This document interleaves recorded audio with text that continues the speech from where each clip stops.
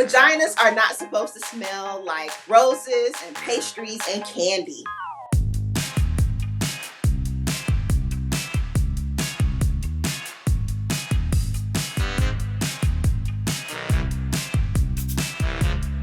Okay. Get out of here! Get out of here. Do we have enough time to talk about that?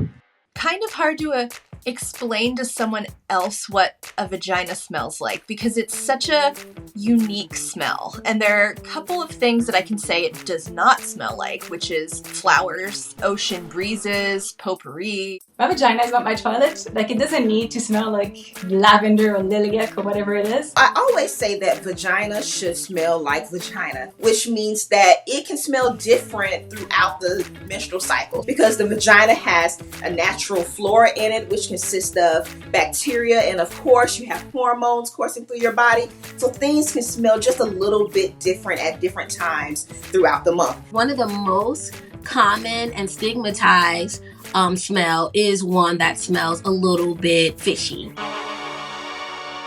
The more fish-like odor could be a sign of an overgrowth of bacteria. Even though it's good, it's just gotten out of control. So you might have something called bacteria vaginosis, which tends to create a weird, strange smell. It can be an indication of an STI like chlamydia, gonorrhea, trichomoniasis. All of those can cause that fishy smell. However, typically vaginas don't smell fishy unless you have something else going on, unless there's a disruption in that vaginal flora. But all the rest of the time, it is just supposed to smell like a vagina.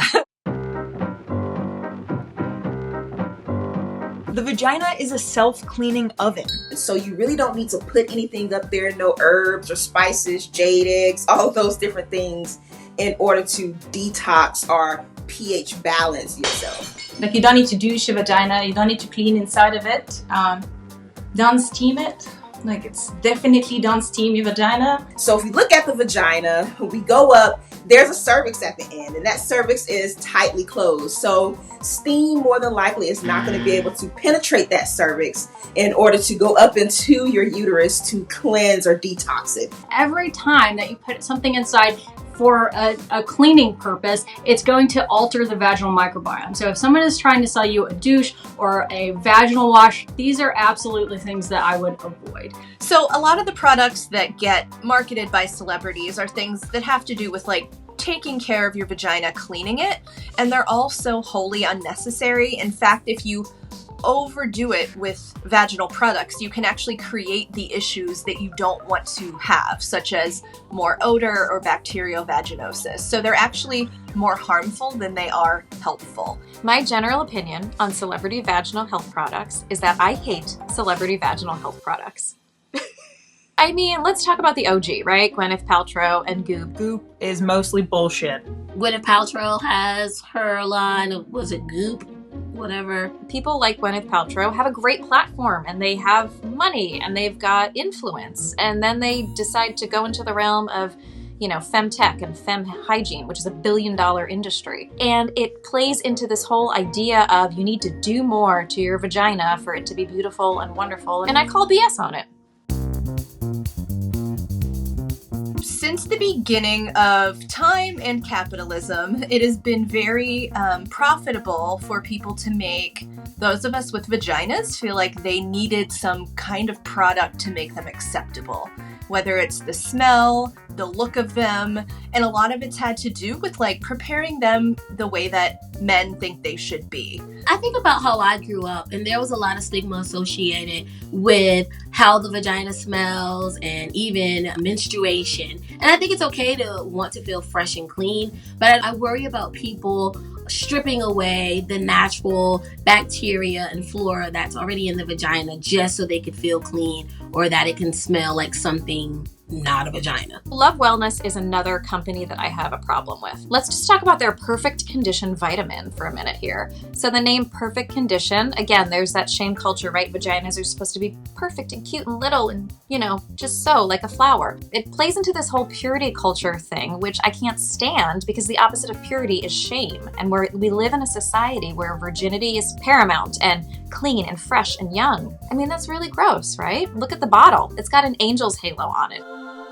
It's sending all these messages, especially to young people who aren't like me, who are like, screw this already, I'm going to be who I am. And that's not fair. They have probiotics that they've called Good Girls Probiotic. First of all, the name is, do I need to explain what's the problem with the name? Like saying that something is for good girls, it's already kind of like weird and creepy in a way. What is a good girl's vagina like?